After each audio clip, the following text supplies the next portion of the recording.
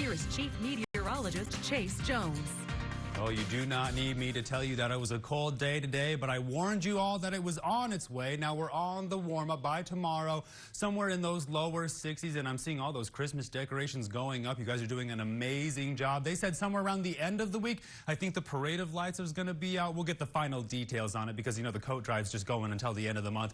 We have a lot of things to track. That includes Christmas because we have 23 days to go until then. And, of course, it's the first day of winter, but astrological winter is the 21st of December, which is also my wife's birthday, so we're tracking a whole lot of dates as we wrap up the end of 2025. Temperatures over the last 24 hours all the way down into those upper 30s, only warming up about 10 degrees into those upper 40s, and we're already back down at that freezing level. We're going to push all the way down into those upper 20s. If you have to go outside, please layer up, and we're practicing a whole lot of that space heater safety as we make our way into a chilly winter, but of course, feeling more like winter. 33 in San Angelo, everybody else in a combination of lower 40s, upper 30s, mid 30s, all over the place. Shades of blue fighting their way in from the northeast. 36 in Coleman, 33 in Sterling City, 39 down there in Junction, 6 degrees across the entire Concho Valley. It feels like 6 degrees out there right now. Dew points are back down there in those 20s and those 30s, while humidity indices are way up there in those 80s and those 90s. So we're seeing that instability make its way back in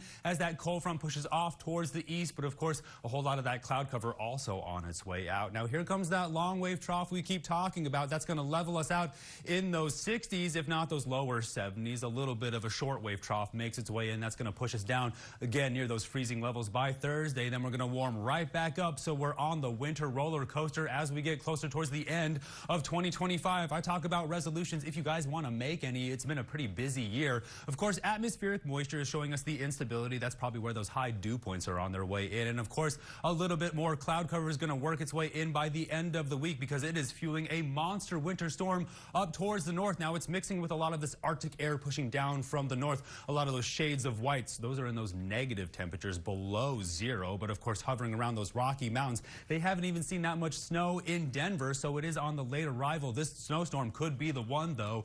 Severe weather outlook is around those coastal regions, and we take it down to the surface to get a better idea of the size of this winter storm. Now, everybody around this cloudy region is going to see temperatures about 20 degrees cooler than they should be around this time of the year. Right behind it, there is this high pressure, so there is nothing in the way for the next winter storm right behind it. Now, it's going to pull all that instability or all those high humidity values up towards the north, and it's going to fuel a monster winter storm. Now, as it makes its way down from the Rocky Mountains, we're really timing it out with some of that cloud cover, those clearer skies, and a little bit of that colder weather that's trying to fight its way in. This snowstorm will get somewhere around the Panhandle, and then it starts to mix with some of that warmer weather, so it might look like a little bit of an ice storm, but we're just on the tail end of it, so I don't think it's going to make its way down into the Concho Valley. But tonight, all the way back down into those upper 20s, we only have a couple more degrees to go, so layer up, close up those windows, and again, practice that space heater safety. Then tomorrow, getting up into those lower 60s, we're trying to warm up. By Thursday, if not by Wednesday, we'll be somewhere in those lower 70s, so a little bit of a break from the cold weather. But by Thursday, here comes that plunge in weather as we push back down about 30 degrees into those lower 40s. Then we're going to finally level out somewhere in those lower 70s, while those overnight lows just fight with those 40s and those 30s. Stay tuned. I'll more up the break. You're watching KSAN News at 10.